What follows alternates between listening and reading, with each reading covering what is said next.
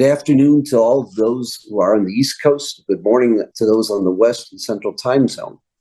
As well, we want to wish and we want to welcome those coming from Europe, Israel, those who are watching, and wish you a good evening. Today, we have really not only one of the most special human beings that you could imagine, but a fascinating man, an interesting man, and someone who's really shaped modern Jewish history. Ari Sacher grew up in Binghamton, New York, upstate New York. He made Aliyah, and ultimately he became one of the leaders of RAFAEL. Now, for those who don't know the name RAFAEL, obviously, RAFAEL is what they call the angel of healing, what we call medicine, so to speak, the providential component of medicine. But RAFAEL is what? It's a defense firm in Israel that has produced one of the great modern miracles called Iron Dome. In the aftermath of what was a huge attack in 2006 of rockets coming from southern Lebanon by Hezbollah, in literally a period of a couple of years, there were a group of people who did not sleep, did not eat, essentially sacrificed their families, and developed the missile defense system known as Iron Dome.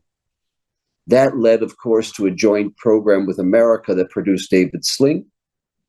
And in context, in the same time, led to a program known as the Arrow Missile Defense System.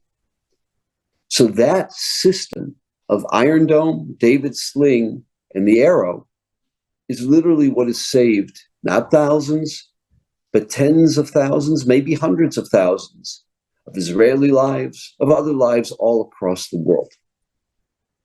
And that system took an incredible amount of funding, the cost of each and every rocket, the cost of the system.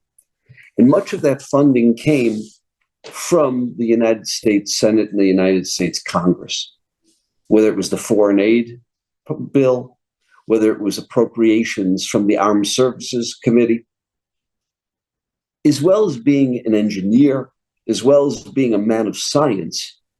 Ari Sacher is the one, when a senator came, when a congressman came, when someone from the administration came, when someone from the Defense Department, the State Department, who was the one that ultimately shared with them the system, how it works, the importance of it, the significance of it? Ari became a diplomat. Ari became the face of Iron Dome to the ones who ultimately would fund it over the course now of more than 2 decades. He is a gem of a person. He's a gem of a man. And it's a real pleasure for us to welcome and to have the honor to learn from and have a conversation with Ari Sacher. Thanks, Steve, for having me on board. Things have been quite busy in this part of the world, and specifically in this part of the country. I live in the north of the country in a place called Moreshet. People that are living in the center of the country, and I can verify this because I was there yesterday, might not be aware that there is a war going on in the north of the country, because we in the north were being bombarded by salvos from Hezbollah. And this is actually a weekend Hezbollah, because over the last week, and even more than that, the IDF has been whittling down to a very, very, so that Hezbollah has a very, very small extent of what it had before. And they're firing rockets at us. And in the center of the country, you're unlimited to how many people can meet, how many people can go to school, how many people can go to synagogue. In the north, we're much more constrained. My daughter, who's in grade 12, she learns in Tiberias. She hasn't been to school yet this year. Between COVID and this business over here since October the 7th, my daughter is going to finish grade 12 with a grade 8 education. It's very, very tenuous living up here, because we're being bombarded on a daily basis. And I thought that my little town of Moreshet was immune to this. We would wake up regularly over the past couple of weeks, 2 or 3 times a night, listening to the interceptions over the the surrounding communities. And when you hear an interception, you're not only hearing an Iron Dome go boom, but you're also hearing the explosion of the warhead of this bad boy who's being fired, and his warhead is much larger than the Iron Dome. So you hear very loud boom. That will rattle, does rattle our windows, does rattle our houses, and we wake up in the middle of the night and say, "Oh man, they're not letting us sleep." And it's a very strange feeling watching your the neighboring towns under fire, but at least they didn't aim for Moreshet until Sunday. And they aimed for Moreshet. I don't think they aimed for Moreshet. I think they aimed for a nearby place called RAFAEL, that Rabbi Weil was talking about.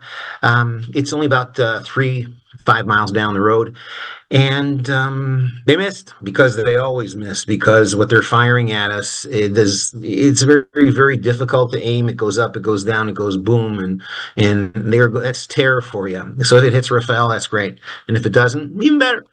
And 2 of these rockets, actually 3 of them, landed in Moreshet with Iron Dome protecting us. Iron Dome doesn't work 100% of the time. Iron Dome works between 90 and 95% of the time. And if they're firing off a couple hundred rockets a day, so each 100 rockets they fire at us, 5 to 10 are going to fall, and we can't stop it. And one of these rockets hit a house in front of the house. Houses about 3 doors down. The houses were engulfed in flame and smoke and everything. And I saw from the synagogue, I was looking at the houses, and there's no way in the world people are coming out of here alive. And thank God, everybody came out alive. It's very, very strange. There was another rocket that fell on the next street, about 50 feet over, and again there were cars that were blasted over a 6-foot fence. The cars went boom over the fence, and they fell on their roofs in my neighbor's lawn. They're still there because no one really has any idea how to get them out of there, because these are not things that people are typically, "Oh, can you please raise a burnt car from a yard," which without tearing down the fence, because if you tear down the fence and you tear up the road, and that's where we are. And today I was walking home from synagogue, and I heard the lovely sound of Iron Dome intercept, but I knew it was over Haifa. And I looked out on the walking home from synagogue, and I took this nice picture of my house over here and 8 puffs of smoke up there. And each puff of smoke, by the way, is about $100,000. So they're coming home from shul. We put away $1 million. I've told my daughter that the time is long gone since you're paying for this war. Your children are going to be paying for this war. Potentially her grandchildren are going to be paying for this war. Iron Dome is not the only system that's doing the work. There's another system out there, which Rabbi Weil mentioned, David Sling. It's another system that I wore. Actually, I had more to do with David Sling than I did with Iron Dome. And I managed this company that was working with us, a small U.S. company called RAFAEL. Perhaps you've heard of them. If you haven't, look it up. And what Iron Dome can do, so we have this layered missile defense in Hebrew, and each system handles its own threat set. And the longer the rocket travels to get here, the more difficult it is to shoot down. So we try to shoot it down with the least expensive way of shooting it down. So Iron Dome takes care of the stuff that's coming up to about 70 kilometers, or 40 miles. And above and beyond that, we got David Sling. And David Sling is handling the stuff that Hezbollah is firing over Tel Aviv, the center of the country. What the Gazans were firing, the country formerly known as the Gazans, was firing over Jerusalem. David Sling would take that out.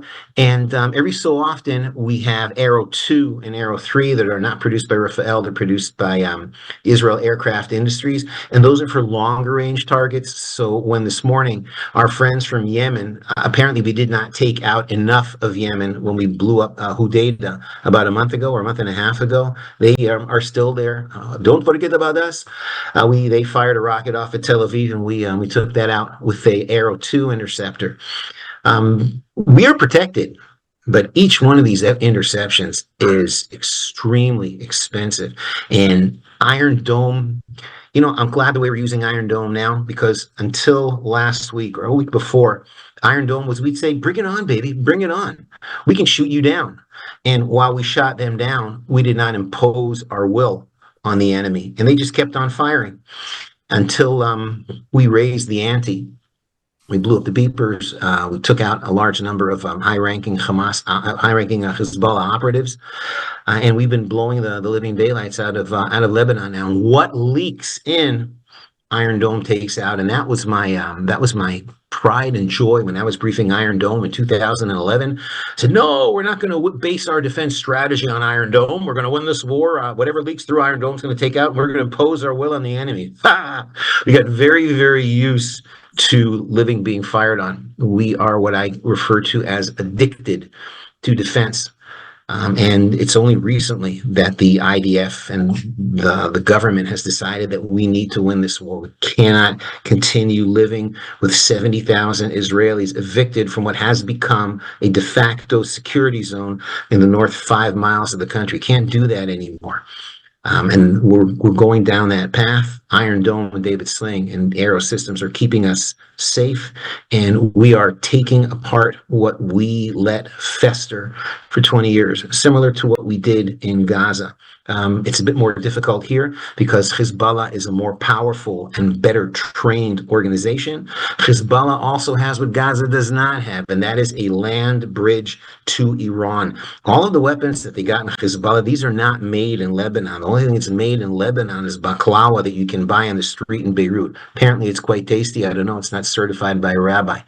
But you can bring in arms, very complex arms, long-range rockets, cruise missiles from Iran through Syria into Lebanon.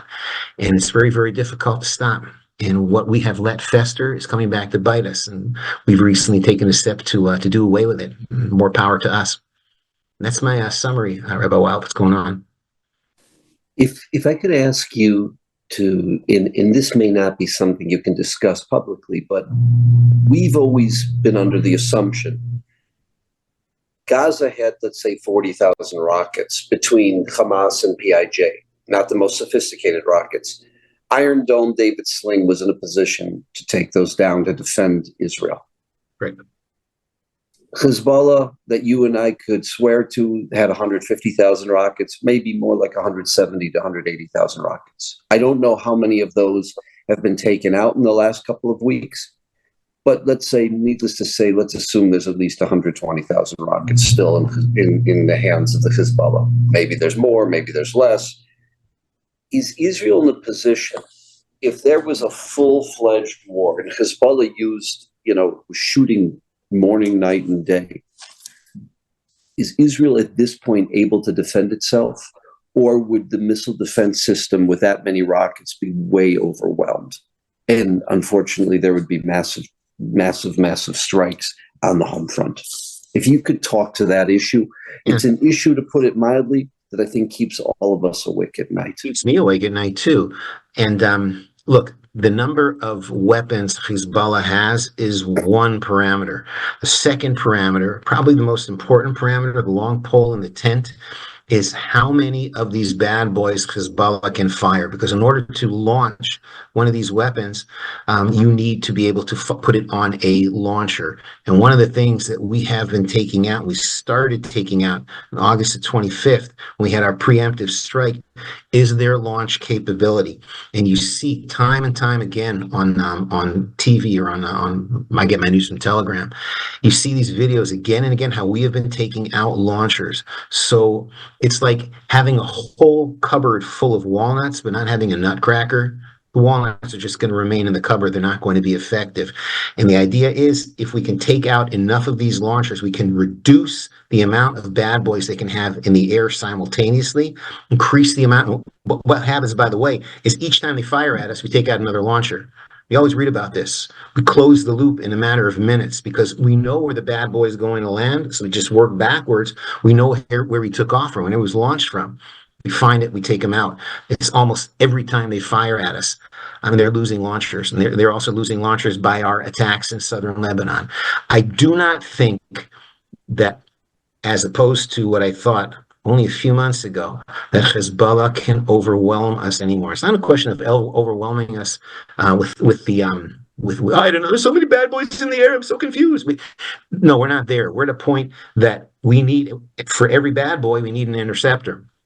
And if they fire 2,000 bad boys at us, we only got 1,000 interceptors ready to be launched at one time, then that's a big problem. I do not think they have that capability anymore. I think that capability is waning as we speak. Now, am I going to put I'm going to bet on it? No. But am I confident? Yes. You mentioned that almost all of the significant rockets are being produced in Iran, coming in through Syria into Lebanon. How about the rocket launchers? Are those produced domestically by Hezbollah in Lebanon, or those are imported as well? Most of them are, you have these mobile ones. Those are, in order to launch a rocket, it's not a simple question of saying "Allahu Akbar," one of these Acme launchers that the Wile E. Coyote had at the end of. That's not the way it works. There's certain sophisticated electronics. So some of this could be ported to Hezbollah. One of the things that we're doing is we're trying to destroy the milling facilities in which they make any kind of rocketry or launchers in Lebanon. Yes, there's a problem. We had the same problem in Gaza, by the way. We kept on taking out their rockets, their rocket-making facilities. Most of them are underground. And once we sealed off the border with Rafah, there's no way to get anything else in there. They're stuck. I mean, they got what they got, and they'll use it, and that's it, which is why I'm much more confident what's going on in Gaza. I believe we have won that war. I think we're afraid to stand up and admit it because that will require a certain amount of responsibility. Well, if you've won the war, what are you going to do tomorrow? We've been very, very hesitant for reasons that I'm not certain I understand as to explain what we're going to do on the day after. The day after is already today. But we're not saying that. So we're kicking that can down the road. In Lebanon, they still have this land border. And what you see happening is every so often you see strikes on the border between Syria and Lebanon. We're not going to strike in Syria unless we absolutely positively have to. But we are striking every so often in Syria and a lot of strikes on the border. They're trying to bring stuff in. They're trying to rearm. We're not trying not to let that happen. Much more difficult than in Gaza. In terms of the sophistication of the Hezbollah rockets, so what we've been told, and I'd like you, please, if you could clarify it, that most of their rockets have a range of about 40 kilometers. If you push them north of the Litani River, most of those rockets then don't necessarily reach Israel. However, they have precision-guided missiles, they have cruise missiles, they have ballistic missiles, they have other types of Iranian missiles that really could hit any place, any location in Israel. Can you elaborate in terms of the missile power, the weapon power that they have, and maybe go into it a little deeper? And there's something called the power law. And the power law is you look at a graph that starts high and then it goes low and then it straightens out. So look at how many missiles they have given the range that they have. The short range missiles or rockets they have lots of. The more you extend the range, there's a very quick drop, such that the longest range ones they have very precious few of. Moving them north of Litani is not only to render impotent their extremely short-range rockets, and by the way, the fact that they have Katyushas that go 20 or 40 kilometers, that's not what is preventing the Israelis from going back home. What is preventing the Israelis from going back home is a combination of very short-range rockets that they have. What they've done is they've taken barrel bombs that they use so effectively in Syria, and they stripped a rocket motor at the bottom. It's called a Burkan, which means hurricane. Quite a large warhead. They in certain cases they have 500 kilo of TNT, and that goes up and it goes down. It's completely impossible to know where it's going to go, but the amount of damage that it does, it has a range of about 3 kilometers, 4 kilometers. The amount of damage that it does is horrific. Some of these things have the equivalent of what's called fuel air explosives, thermobaric, which means they suck the oxygen out of the air, so you can have people that are in bomb shelters, and one thing will explode by a bomb shelter, and they'll all die of suffocation, in the bomb shelter. That's one thing we got to clear away from the border. The next thing we have to clear away from the border is their capability to fire anti-tank weapons.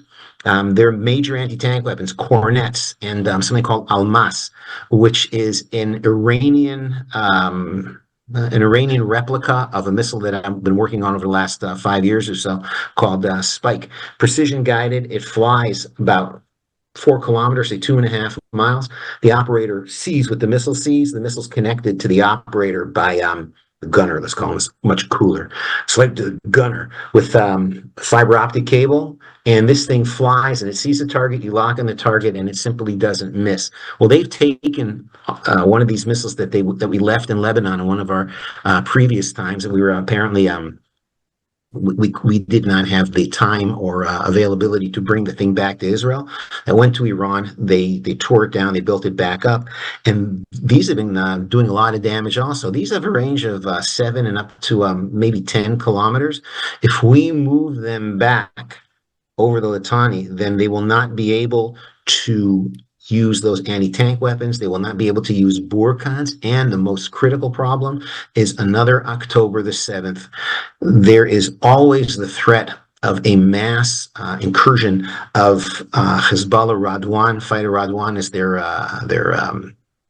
special ops commandos. Yeah, we're afraid of those guys coming over. And the problem is we're afraid that there's that just like in Gaza, while there may not be tunnels that are going under the border, there are tunnels going up to the border. And all of a sudden, a couple thousand of these guys show up flooding out of tunnels, and then they break over the border. You're in the same problem we had on October the 7th. We need to protect against that. And these are the 3 reasons we have to push them above the Litani. The Litani is not only a line in the ground, the Litani is a natural barrier. It is water. It is banks going down and banks coming up. If they're on the other side, it will be extremely difficult for them to bring equipment on the other side of the Litani. It will be impossible for them to fire anti-tank weapons into Israel until they get the longer range version, which is only a certain amount of time. And it'll be impossible for them to fire Burkans. They can fire Burkans on the other side of the Litani, but there's not going to be a lot of people over there, and we can bring those 70,000 people back home. But there is a certain point that you're making that is an excellent point. Is it sufficient for us to push them over the Litani? Because they're just going to rearm, and they're going to start attacking us again. Which is why that there are a lot of people that live in the north, a lot of people that have high-ranking people in the IDF and politicians that believe that without destroying Hezbollah, and Hezbollah can be destroyed the same way Hamas was destroyed. He said that couldn't be done. We did it. We're going to destroy Hezbollah. We can do that as well. And we actually have a much easier time of destroying Hezbollah because they're not these straggler fighters that are in these towns and hiding. These guys are well-trained forces, well-trained army forces. And when they stop being well-trained army forces, then we will, for the purpose of this discussion, have won that war also. The idea is to get them down to an unorganized army when they are fighting, when it's chaotic, when there's no communication. And right now there ain't no communication either. Wasn't that cool? We took away their pagers, so they got to use walkie-talkies. We took away the walkie-talkies, so they got to speak face to face. And then we got all these big shots in the building speaking face to face, and we took out the building. I mean, that is amazing, amazing strategy. So yeah, they're on the run. Question is, do we keep them on the run? I certainly hope so. Could you share with us a little bit of geography? Now, we hear in the news that there's a significant concentration of the Shia Hezbollah in the Bekaa Valley. We hear there's a significant concentration of the Shia Hezbollah in south of the Litani River. We hear that there's a significant concentration of the Shia Hezbollah in certain neighborhoods, Dakhaya in Beirut. For the sake of our listeners, give us a little bit of the geographical lesson about where their concentrations are and where, I mean, the rockets we know are coming from throughout the length and breadth of Lebanon, but where are they in terms of their concentration? And the rockets are coming from predominantly Shia enclaves. Lebanon is divided into essentially 3 players. You have the Christians, Maronite Christians typically, some other Christians as well. You have Sunni Muslims and you have Shia Muslims. The only countries that have made peace with Israel are what's called moderate Sunni Muslims. There are Sunnis out there that are not moderate, such as Hamas, but at this point in time, the only moderate Muslims are the Sunnis. So you have Hezbollah, which is essentially the Shiites, and they are ensconced in the southern part of Lebanon, and then a bit of a patchwork quilt all the way around Lebanon. The Christians are more to the north, and the Sunnis are also in a patchwork quilt. And there is no love lost between the Sunnis and Hezbollah. I just saw a clip yesterday in which there are hundreds of thousands of people that are leaving large towns like Sor and Sidon and even Beirut and moving north because they don't want to be in an area which is under fire, which is good because we're telling them get out of there. And what happens in this clip is that these cars are pulling up into Tripoli, and Tripoli is a Sunni enclave, a large city in the north of Lebanon near the Syrian border, and it's a large city, and it's essentially Sunni Muslims. You saw the Sunni Muslim people. The cars were coming in. The Shiites had pictures of Hezbollah flags and Hassan Nasrallah, the chief executive officer of Hezbollah, and you saw people stopping these cars, opening the doors, pulling the people out, and telling them to tear off those flags and telling them to tear down the pictures of Hassan Nasrallah because he's not our guy, and he is wreaking destruction on Lebanon. That's the problem with Lebanon. I would love to be able to find some way to foment revolt in Lebanon. That's what nearly happened in 2009 in Iran. Unfortunately, the Obama administration did not support the Green Revolt that was going, revolution that was going on at the time in Iran. Wouldn't it be nice to be able to do the same thing in Lebanon? I do not think that that is a possibility because what concerns Israel right now are the population in the southern part of Lebanon, just north of the border, and those guys are all Hezbollah. They're all Shiite Muslims. There's no one who's going to stand up and tell Nasrallah, no, you can't do that anymore. There's no one who's going to take the law into his own hands, or he'll be destroyed, he'll be killed. The only people that can do that are living in enclaves that are really not under fire. So there was an idea in Naftali Bennett, it was one of his ideas that Lebanon equals Hezbollah, that if Hezbollah does something, then Israel has every right to attack Lebanon. The problem is that 2/3 of the Lebanese are not even part of this war. It's much more difficult to be able to isolate Hezbollah and take out Hezbollah, because taking out everybody else in Lebanon is just a waste of time. In the north of Israel, the communities that were evacuated last October, we've got, refugees, we've got the whole northern part of the country, which is Yehudan.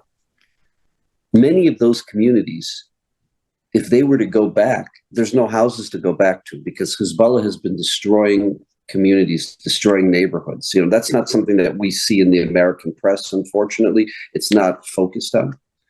If I could look into southern Lebanon, is a consequence of these Shia Hezbollah towns in southern Lebanon, close to the Israeli border. Have we been doing structural damage there in order maybe to prevent them from coming back? Right now, they've evacuated. The Shia Muslims of the south have evacuated many of these communities. Are they intact, or is there structural damage there as well? Yeah, I can speak from secondhand data from my son, who was he was a commander, an officer. He's a captain, and he was on the northern border. And he's told me whatever is on our side, what's going on the other side is tenfold worse. The point that many towns no longer exist. It's not a couple of houses here and there. Many towns no longer exist. They are what's referred to now as kill zones. If anyone goes into that town, then they will be killed, even if they're not carrying any weapons. Why? Because just because you're not carrying a weapon doesn't make you an innocent bystander. The threat is that there are weapons, anti-tank missiles that are still sitting in these houses. So he goes into the house, takes out an anti-tank missile, and starts firing. Well, we have seen over the last 3 to 4 months is a tremendous drop in the amount of anti-tank fire from southern Lebanon, because they can't reach it anymore. Because essentially we have pushed them back to the point that they can't see us anymore. Most of these anti-tank weapons, you need a direct line of sight, especially with the Cornet, which is their most powerful one.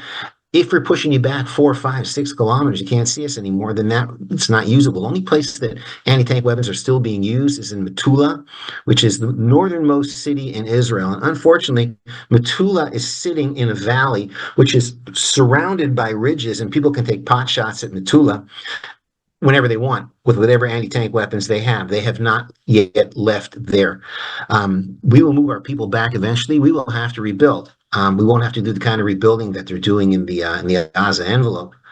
There will be rebuilding there, but we need to get these people back. I think if they go back now, they will be infinitely safer than they were before. But we need to increase the distance until we can, between us and the Hezbollah, before we can bring them back, and that will happen very shortly. Just for those who are participating, and Ari, if I'm saying something wrong, please correct me. Of the more than 50 people, half of them were soldiers, half of them were civilians that have been killed by Hezbollah in this war on the northern front. That number is wrong, because it doesn't include the 12 children. It is many more than 50.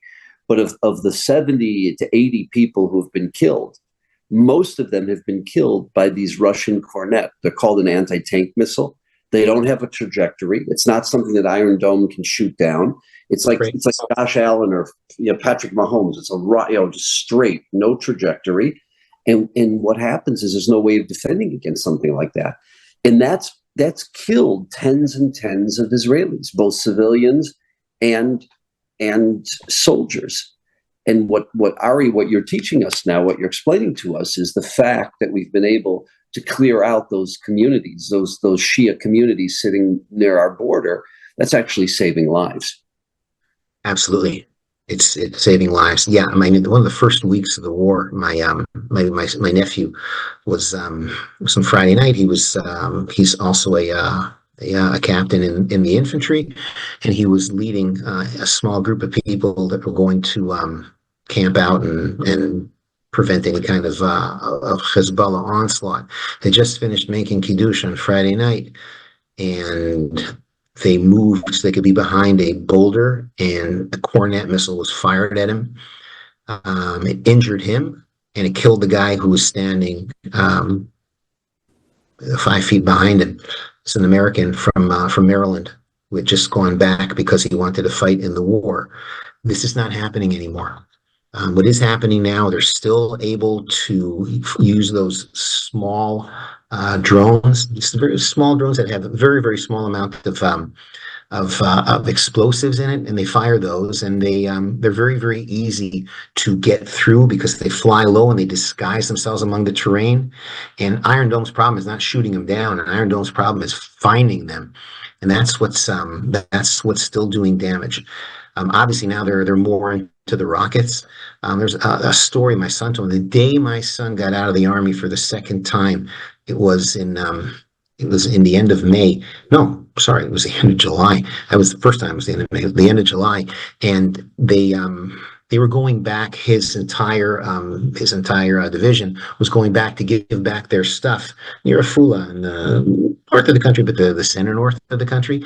And there's a lot of people going back, and not everybody had cars. So what they did was some of the people gave their stuff, loaded it on a truck, and they were going to meet it back there at they would all meet at Naura, which is their base of logistics base.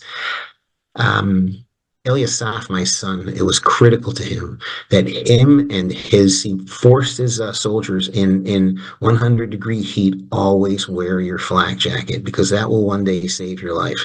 Well, one of the guys who was just down the street in a different unit, he gave his flak jacket, put it on the truck that was going back to the base. A drone hit behind him, it blew up. Had he been wearing a flak jacket, he would not have been injured, at least not injured badly, because he wasn't. On the last day of Miluim, of his reserve duty, he got killed. by one of those things. Those were problematic until a couple of weeks ago. Hezbollah seems to have upped the ante. They're spending more of their time firing rockets now. I don't know if it's possible for you maybe to put your phone up to the screen and share the video of what happened to Moreshet, this beautiful community that you live in that was just decimated this week. What I could do, I guess, is you have the link. Steve, hold on.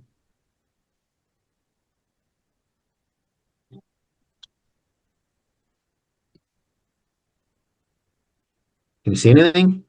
Pull it back a little bit.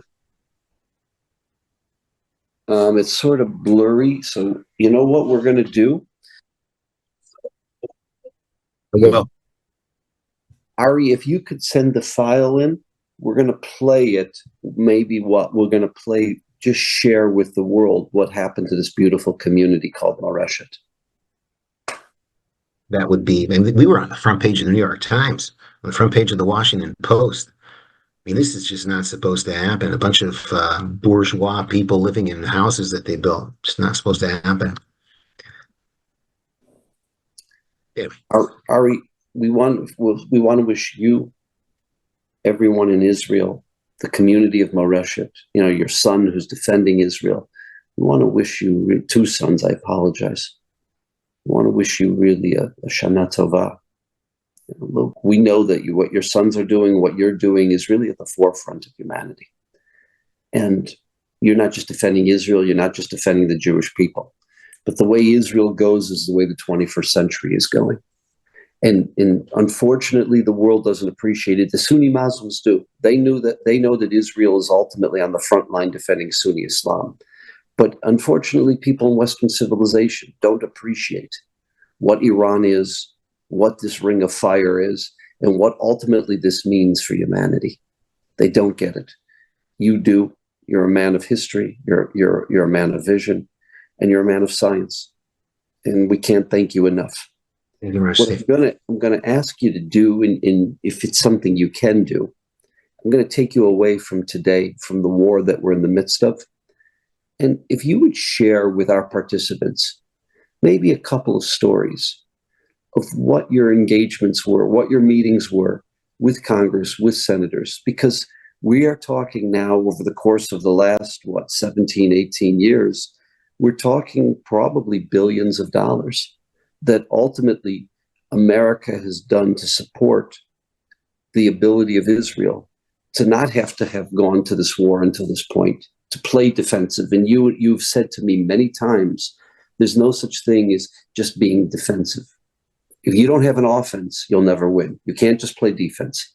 But until now, Israel has done that. They've played defense for 20 years. And that defense has enabled a generation not to have to go to war. Everything changed on October 7th. The world has changed. But in that course of that 20 years, you were on the front line and you played that role. Can you share with us, if it's possible, a number of stories of your meetings, of your discussions, of some of what took place that enabled us to have the kind of funding to defend Israel for these 20 years? What I discovered was that the folks on Capitol Hill, as stodgy and stuffy as we might assume they might be, they react very, very well to humor. They react to passion, and they react to being told something that they can understand instead of having to have their staffers chew it up and spit it out for them. They want it explained to them by the people who are on the front lines, as you say, explaining it to them.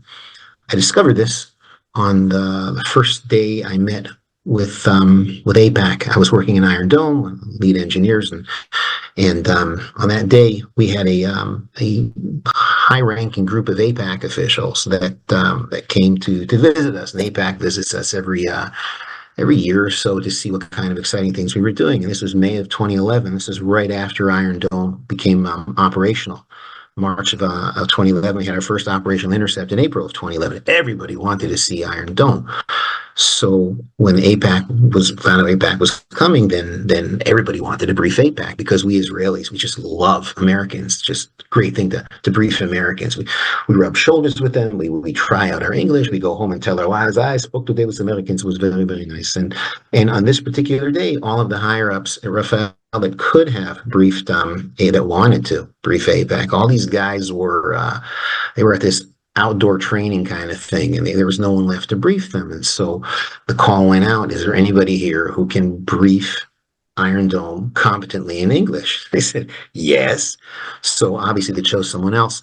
But on that day, for reasons that are still unclear, that guy was unable to show up at work that day. It was Yehuda, who was unable to be at work that day. So the lot fell on me. And I was given this very, very boring PowerPoint presentation that was written by my boss. He said, you must show this to the Americans. Okay, fine. And the Americans came in, and this day was like the first heat wave of the year. And these poor APAC guys had left a hotel in Jerusalem, driven up to the Golan Heights when it was 100 degrees outside, to learn about Israeli military victories. That's people do in the Golan Heights all the time. How do you do it? Simply, you take a bus, you drive it up to a tank, get off the bus, climb up to the tank, which has been sitting in the searing sun for 5 or 6 hours. You hear the story of the tank, you get off the tank, you go back to the bus, leaving large clumps of the bottom of your shoes on the tank. And there's a lot of tanks in the Golan Heights, such that when they got to us, they were blitzed. They came into this meeting room, and it was full of delicious food and drink, and they wanted nothing of it. They trudged into the meeting room, and every step they took, a cloud of dust just billows skywards. These poor guys, they sit down like this, and they so badly wanted some rapid eye movement sleep, just so that they so richly deserved it too. And in Israel, they're a startup nation. We're not startup nation for naught. I mean, there's reasons. We're told to assess the situation and then to react. So I assessed the situation. I looked to the right and I looked to the left, and there were none of my commanding officers were there. And then I said, should I do it? I'm going to do it. And I looked at the APAC guys, and I said, shalom. And they said to me, shalom. I said, today I am speak with you about the Iron Dome. The reason I am asking to be speak with you is because much very goodness, I English talking. And I would say all of them had fallen asleep during that brief prelude. I could have gotten up, climbed over the bodies, and left the room. And for all I know, they'd still be there today. But I resisted the urge. I counted to 3, and subsequent experimentation has shown that the proper number is actually 4. And I said to them, do you know how difficult it is for me to speak English like this? And everybody sat up like this. And all of a sudden they realized, hey, you don't need to bore the living daylights out of me to tell me what I need to know. And from that moment on, my first link to this diplomacy business was APAC.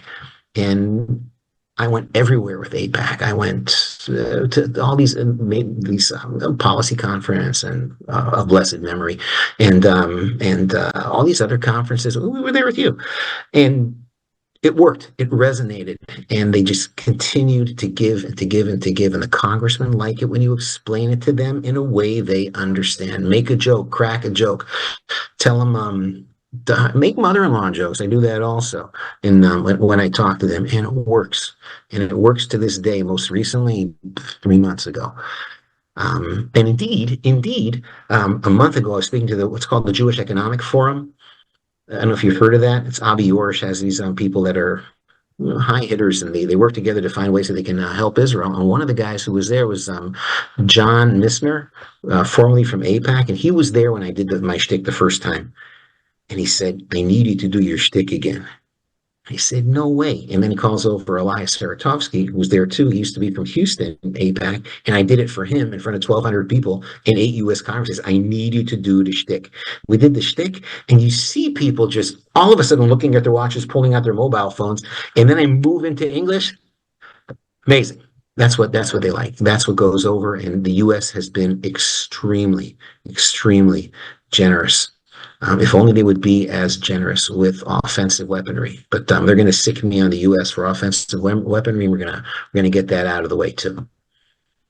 Yeah, and that's something you've always, as long as I've known you, you've always said you cannot win a war on defense alone. You have to have a strong offense. In fact, you've always said, it's like people say in sports, a strong offense is your best defense. I want to have a good defensive coordinator, a good offensive coordinator. I want to have Pat Mahomes, but I also want to have Micah Parsons on my team. Also, I got to have both. Yeah. But I certainly can't let my D win it because my D doesn't score any points. My O's got to score the points. That's my message. Ari, we want to wish you a Ketiva v'chatima tova. We want to wish you and everyone in Israel, and for that matter, we want to wish all of humanity that it should be a year of peace, a year of safety, a year of morality, a year of ethics, a year of decency, a year of justice, something that the world did not see in the past year. And unfortunately, when nations have claimed to be moral, that really have a history of being moral, when they can tolerate and when the truth and when morality is great, you have a sick world. You have an unhealthy world. And in that beacon of light that you represent in Israel, that incredible beacon of light that you represent in terms of the IDF, the Israeli Defense Forces, and all those associated with it, are that beacon of light. And please, God should look after them. We should be blessed with a very different year than last year. And I will say, we have a lot to be optimistic about over the last 2 weeks. You've alluded to it in this briefing quite often, but the last 2 weeks have been something that is nothing short of a miracle, nothing short of miraculous in terms of what we've seen and in terms of not eliminating, but limiting the capabilities of Israel's most powerful enemy, the Hezbollah to the north. My greatest hope is that we have a year of ethical clarity, something that has been sorely missing. We end up fighting our own wars with people that should be supporting us emotionally. Our allies should be supporting us even more than emotionally, laid back because they see things differently. Good and evil used to be very easy to tell the difference. One was 1 and 1 was 0. It was binary. It isn't that way anymore. And I pray to God that He gives man the ability to recapture that ethical and moral clarity that we had until not too long ago. That's my message. Thank you, Ari.